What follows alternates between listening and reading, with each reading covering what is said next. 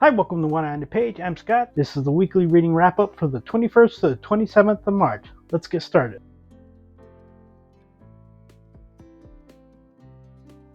I finished, I think, 7 books this week. If you've watched my videos, you probably know my reading process. It's all over the place. Some of the books that I was reading, I have read for quite a while. I've had books in the past that I've read over the space of a month, a couple over the space of almost 3 months, and I have some that I read within a day. It just depends on the type of book and the mood I'm in, etc. But let's go ahead and get started.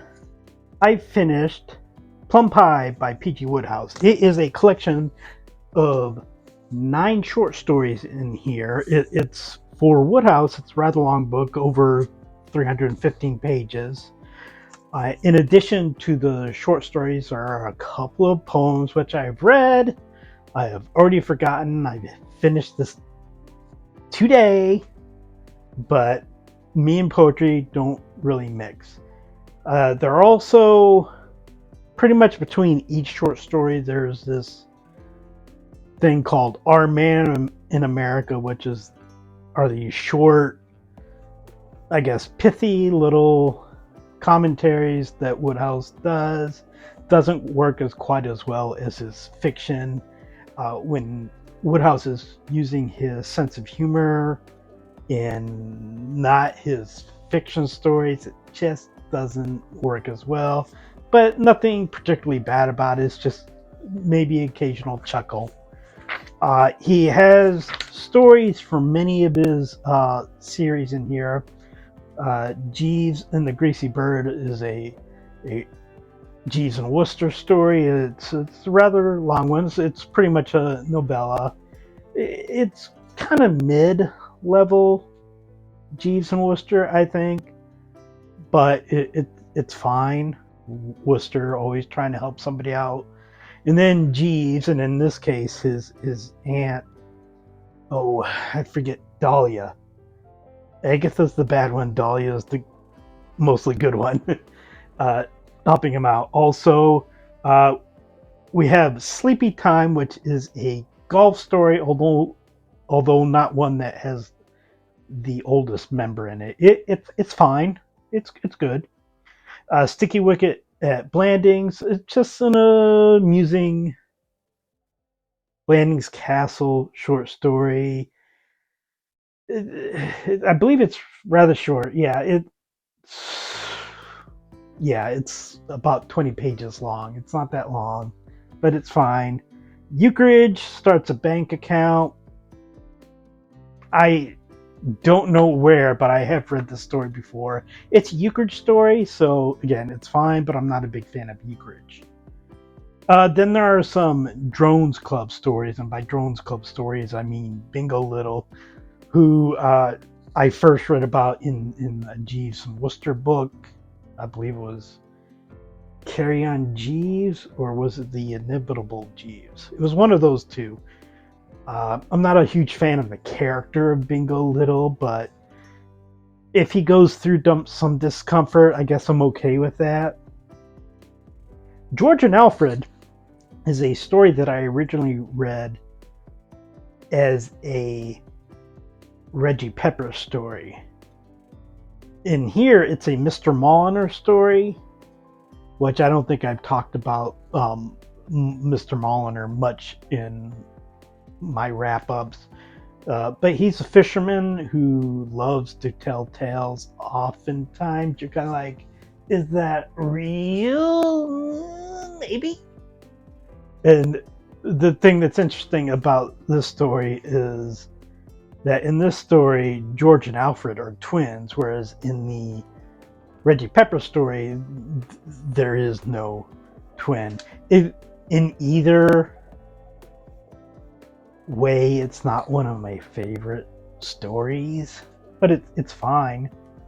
A Good Cigar is a Smoke is one of the few stories that is actually not really had to do with any of his long-standing characters. It's just a story about artist who wants to get engaged to his love, and he can't until the uncle approves, and the uncle is a big game hunter, unlikely to approve of an artist. And basically, he gets hired to paint a portrait of the uncle and try to schmooze his way in, and how he goes about getting the approval. It's fine for what it is. It's pretty paint by numbers as far as plot points for Wodehouse, but it's still humorous. And the last story is Life with Freddy. It has to do with Fred Threepgood, who is Lord Emsworth's son from Blandings Castle, but this is not a Blandings Castle story. It's a rather long novella, like 70 or so pages, and it's just a whole bunch of uh, different relationships going on where, Freddy is one of the few characters in Wodehouse, I think, who we have seen mature over time. Now, that may not be saying a lot because Freddy wasn't particularly mature when we first meet him, but he has definitely matured. And also, another reason I love this novella is it has Mr. Bunting in it, who is a solicitor, but he was also in Frozen Assets, and he is one of my favorite Wodehouse characters that I've encountered. He shows up in Frozen Assets like 3/4 of the way through the novel, and he's my favorite character in the novel.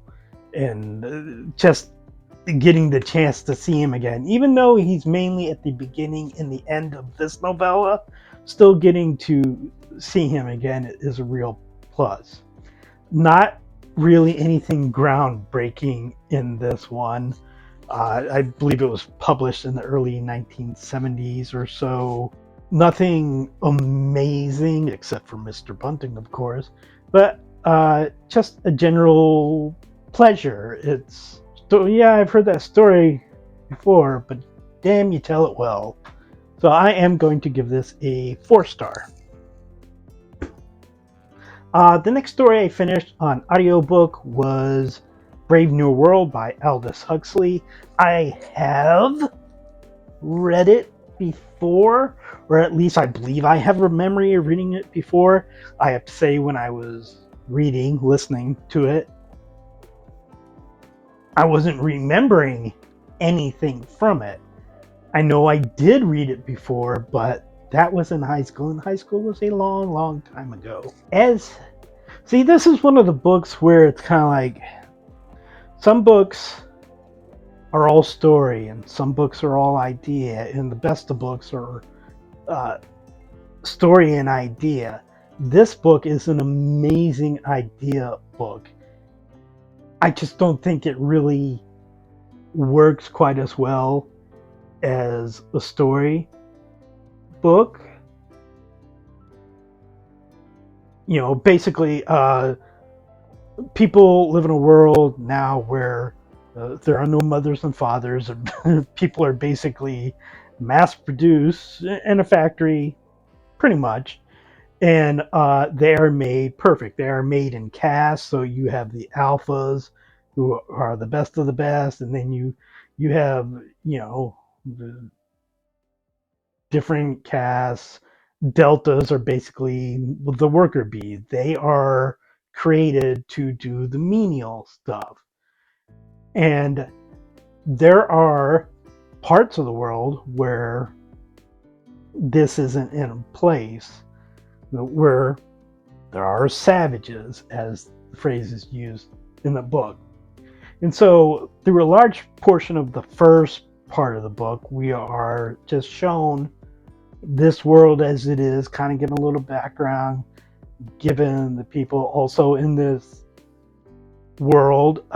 People don't get married. There's not really monogamy. People can sleep with who they want to sleep with, and people are taught from an early age that everyone belongs to everyone. So, to the people, Bernard, and I can't remember the woman's name, it starts with an L. and has multiple syllables. And I'm having problems with her name because there's another female character called Linda, and I'm blanking on this woman's name, who seems like she's the main character, but she's not really. She's a catalyst, and as an actual character in the book, doesn't really mean much, which kind of is the same for a bunch of characters in the book, which is one of the reasons I don't like it as much as I thought I would have. But Bernard and this woman, Elle, go to vacation in a savage land, and they meet Linda, who used to be where they were, but when she went on vacation with somebody, she got pregnant, which is unheard of for them. And she had a child, and she stayed behind in embarrassment. And her child, John, doesn't quite fit in with the savages there. And he also gets hold of a Shakespeare book, so a lot of his conversation is basically speaking in Shakespearean, which I gotta say, I don't know how it reads in the book, but because again, I don't remember reading this, and it was decades ago. But listening it to an audiobook, it gets a bit draining. So Bernard takes him back to civilization, and he's basically like a dinner party exhibit, which gives Bernard a little bit of a boost in the world, whereas he doesn't have as much, because even though he's an alpha, apparently there was an issue with alcohol getting into his tube when he was being processed, so he's shorter than other people, and other things like that. So then after that,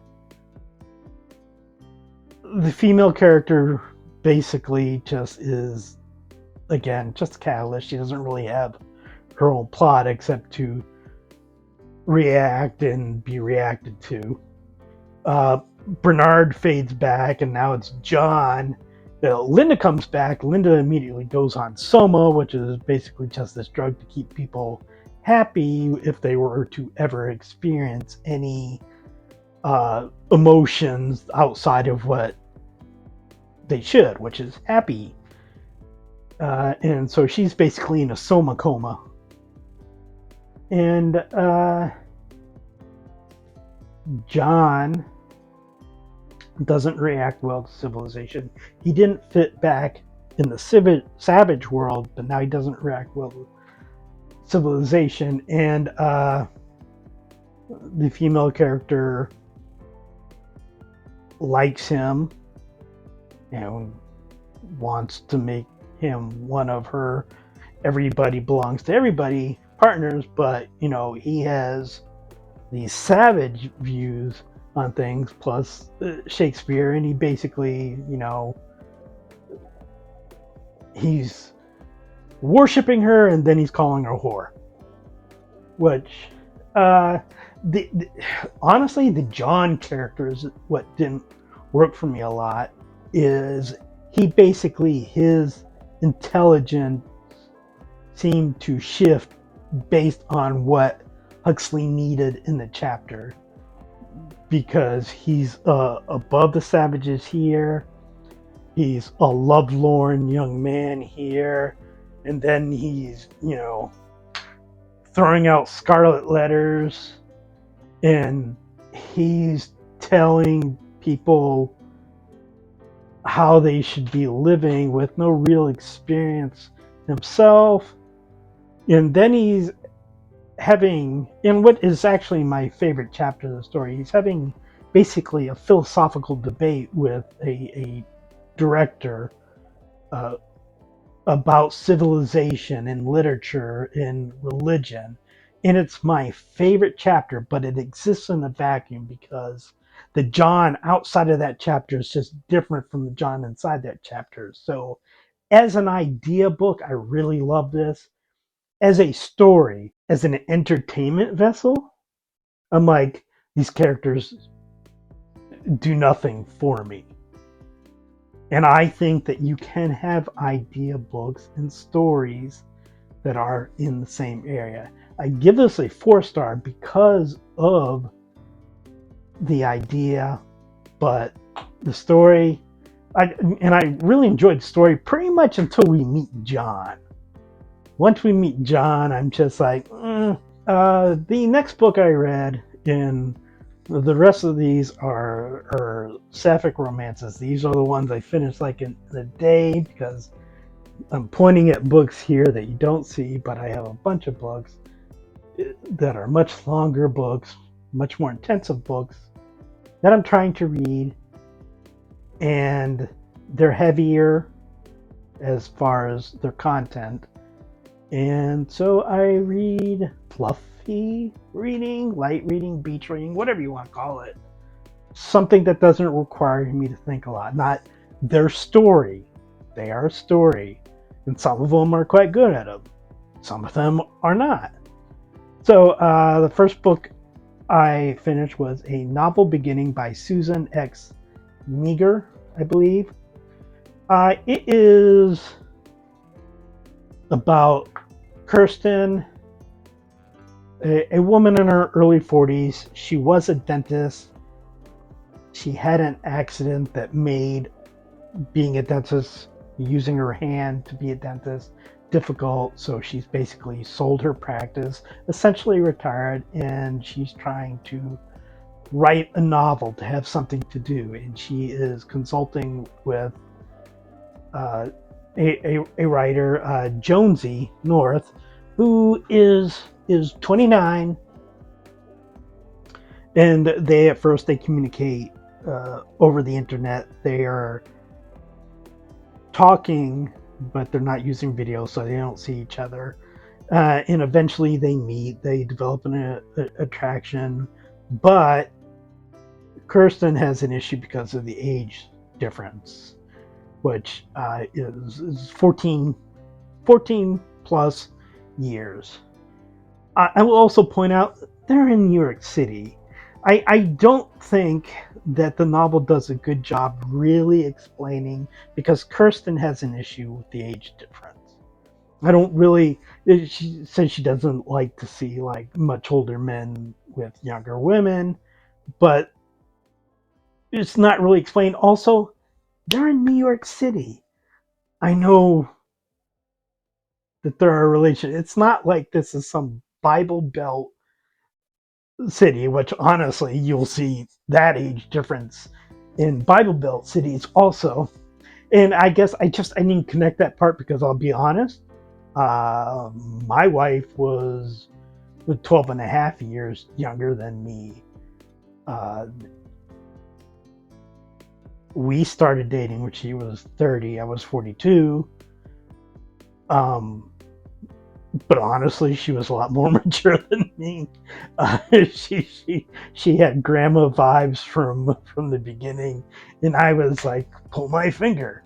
So I think honestly, once you get past the age of 25, age gaps to me are kind of like, I mean, obviously, okay, if like a 28-year-old is dating a 72-year-old, I'd be like, well, but also, I guess it's not my place to judge, but I'm certainly not going to like, oh, a 28-year-old, she turns 29 during the book, Jonesy. So a 29-year-old is dating a 43-year-old.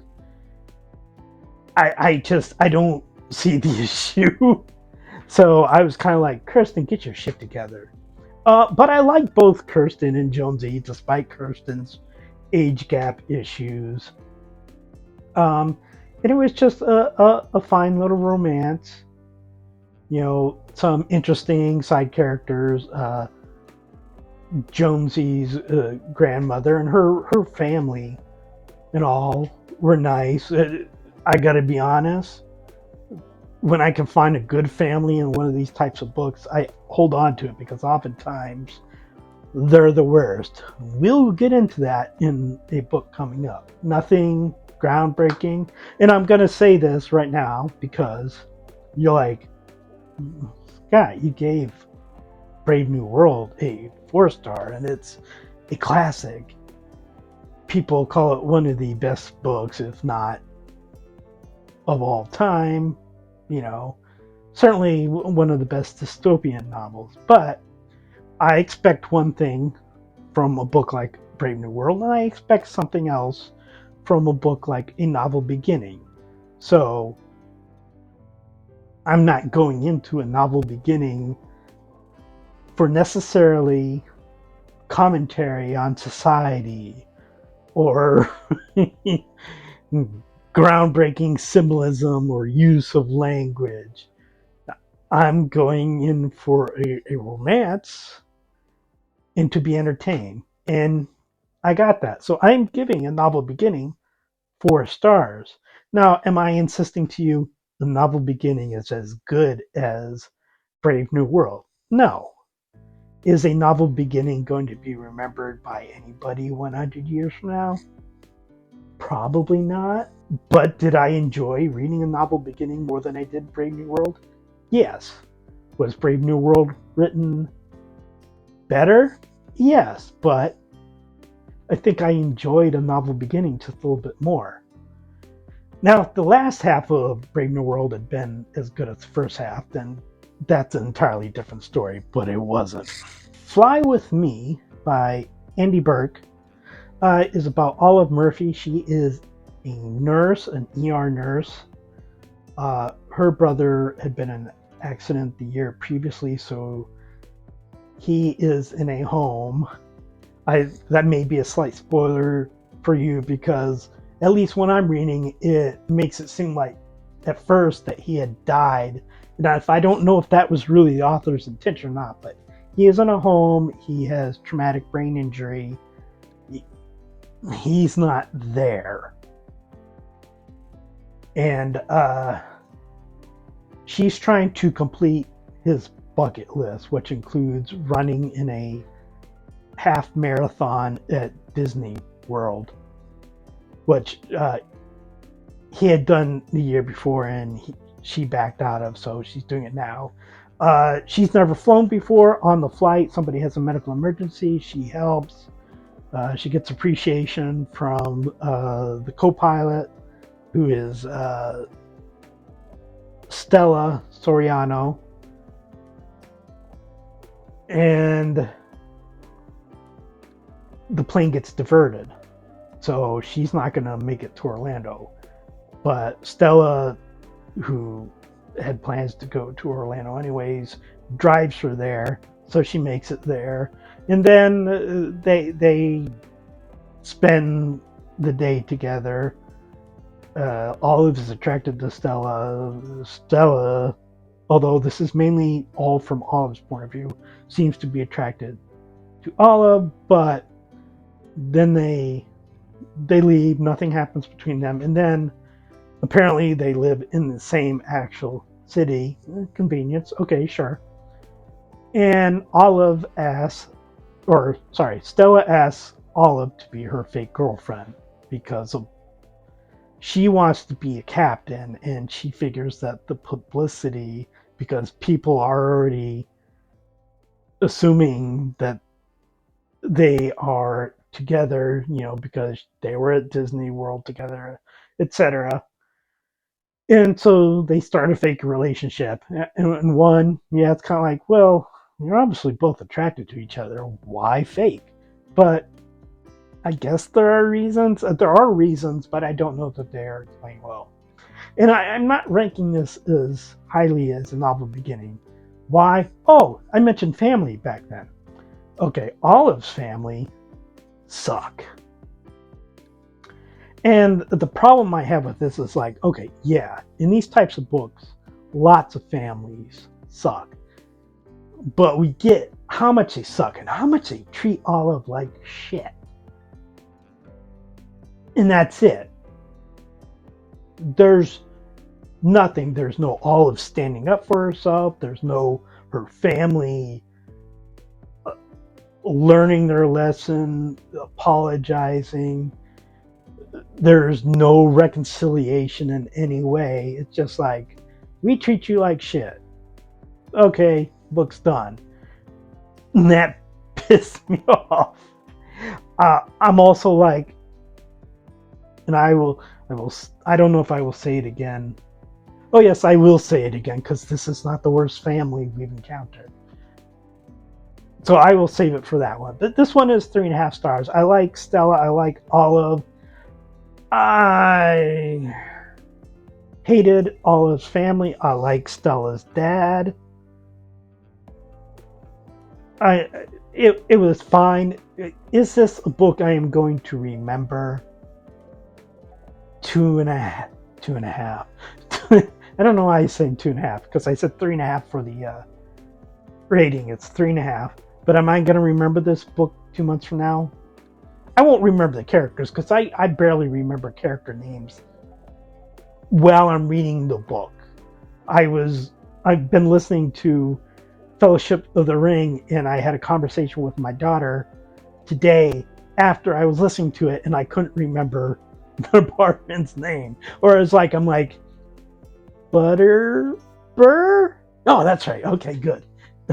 So yeah, I'm horrible with names, but I'm not going to remember the contents of this book 2 months from now. It's literally a read it and forget it book.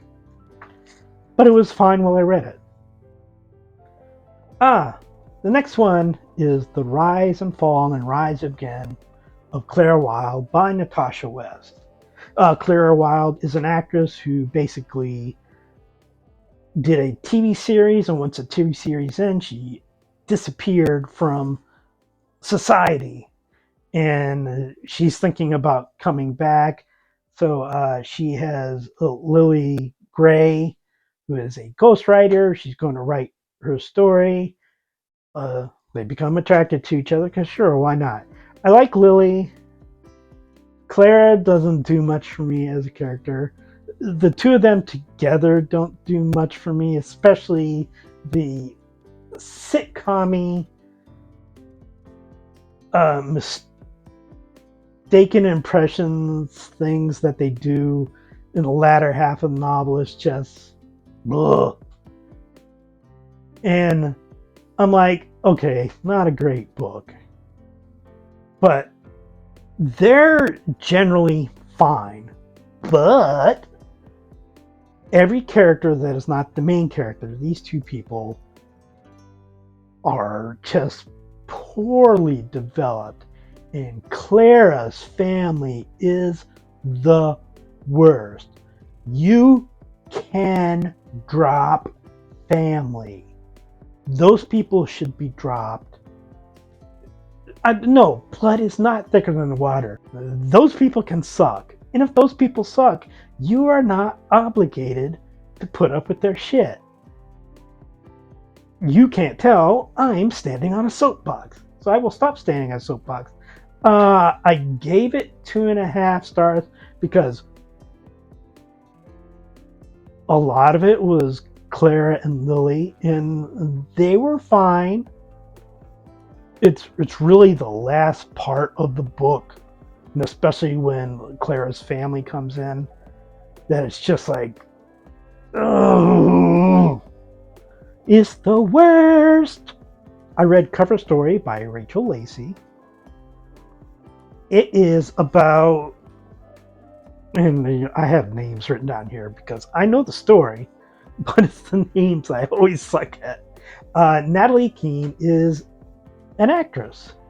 There's a trend with some of these stories, and she does her work, but she's still kind of messed up from when she was stalked by a fan 8 years ago. Not only stalked, but kidnapped overnight.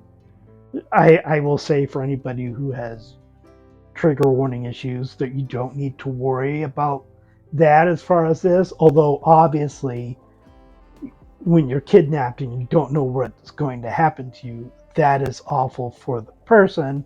But as far as anything beyond that, if you read this, you don't have to worry about that. So the person who did this is going to be released. So while she has a bodyguard, she and her team wants to up security. So what they do is they decide that they are going to hire a bodyguard to pose as her girlfriend. One, more security, and two, to try to keep publicity there on Natalie Keene's new girlfriend rather than this guy that's been released. Now, for this to work, we have to kind of go like, yeah, okay, that's cool. One, that this person has been released, that people wouldn't just pick this up rather quickly is a little bit ridiculous. It's just like if people would know in the world that we live in today, it would get on social media quickly. It would not, spoiler alert, take weeks upon weeks for this to go like, oh yeah, that guy got released. They would know. Also, Taylor, who I have seen in a previous book, she was a minor character in Stars Collide by Rachel Lacey, which is one of my favorite sapphic romance books. She was a bodyguard for one of the main characters there. She is coming back to doing bodyguard work now because she's recovering from physical ailments from when she was in the army, and that had been triggered by stuff, just minor stuff that built up basically. So this is her first assignment back. They become attracted to each other, and it's basically their relationship. Not really any issues with family in this one. Natalie's doesn't really appear, and Taylor's is great. So it was good. I kind of compare it to Stars Collide. Unfairly, probably. Stars Collide, I think, is a much better book. This one was a perfectly good book. Charming main characters. They work together as a couple, I think. But it was a good read. I don't think it was a great read. I'm going to give this one 4 stars also. All right, and the last book I read, and this will be interesting when I give my rating for this. Remember Brave New World? Okay. It is Vengeance Planning for Amateurs by Lee Winter. Lee Winter apparently writes much darker sapphic romance. I don't know. That's just something I read about her when I was reading reviews for this book. But this one is not dark. It's fairly comic. It is about Olive Roberts, who's a baker, and she's just the kindest person in the world. But she's not annoying. I gotta be honest. When you get these sunshine grumpy stories, sometimes for me, the grumpy person can be like, no, that person's just a dick. Or the sunshine is like, all right, we get it, you're a saint. The best ones where it's sunshine grumpy, that's what you see, but we get presented with something different. And I think that's the case here. But